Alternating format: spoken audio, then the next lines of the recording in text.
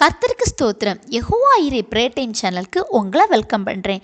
பிரியமானவர்களே, நாம் இப்பொழுது பார்க்கவிருக்கிற வேத பகுதி அப்போஸ்தலர் 17:25. எல்லாருக்கும் ஜீவனையும் சுவாசத்தையும் சகலத்தையும் கொடுக்கிற அவர் தமக்கு யாதொன்று தேவையானது போல மனுஷர் கைகளால் பணிவிடை கொள்ளுகிறதும் இல்லை. பிரியமானவர்களே, இதில் 2வது பகுதியை பாருங்க. மனுஷர் கைகளால் பணிவிடை கொள்ளுகிறதும் இல்லை. நாம் எல்லாரும் கிறிஸ்தவர்கள் என்ற முறையில் ஜெபிக்கிறோம், சர்ச்சுக்கு போகிறோம், பாடுறோம், பைபிள் வாசிக்கிறோம், அதன்படி நடக்கிறோம். இதெல்லாம் நாம் செய்கிறது ஆண்டவருக்கு பிரியமானது.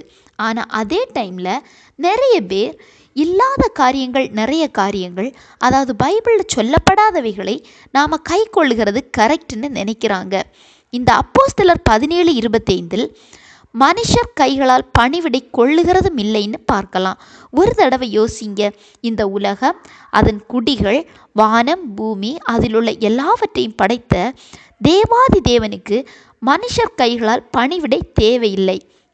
நிறைய இடங்களில் பார்க்கும்போது சிலைகள் வைத்து அதை அலங்கரித்து அதற்கு பணிவிடை செய்து அதற்கு முக்கியத்துவம் கொடுக்கிறத பார்க்கலாம். அது ஆண்டவர் விரும்புகிற காரியம் அல்ல.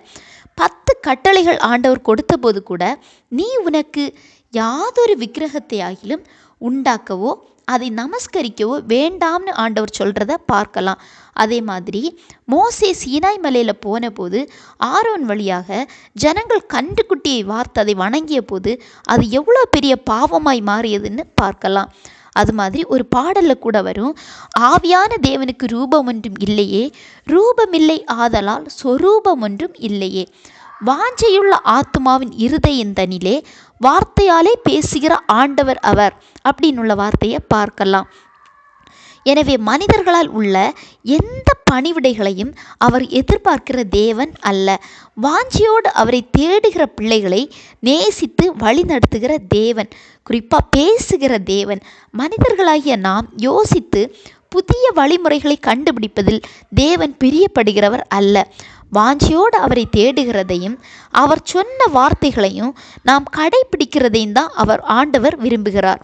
உலகம் அட்வான்ஸாக போக போக மனிதர்கள் நிறைய கண்டுபிடிப்பாங்க, வசனங்களையும் புரட்டுவாங்க. உங்களால் அதை சரி பண்ண முடியலைன்னா நீங்கள் என்ன அவங்களுக்கு அதை புத்தியை அதை சொல்லி கொடுங்க. ஆனால் நீங்களும் அதில் விழுந்து உங்களை கரைப்படுத்தாதீங்க. பைபிளில் சொல்லப்படாத காரியங்களை நீங்கள் எப்போதும் அதை ஃபாலோ பண்ணதுக்கு உங்களை இடம் கொடுக்காதீங்க.